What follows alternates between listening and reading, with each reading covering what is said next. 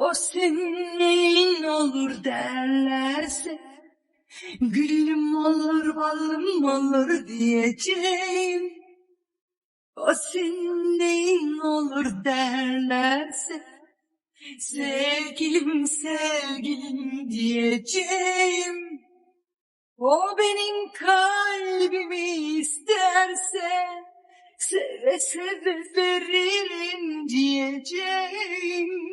Kedisini, köpeğini, dolaptaki ceketini, pabucunu, terliğini, duvardaki resmini. Ne varsa olsun, toplasın gelsin, benim için gelsin, isterse kalsın. Hay hay buyursun gelsin, hay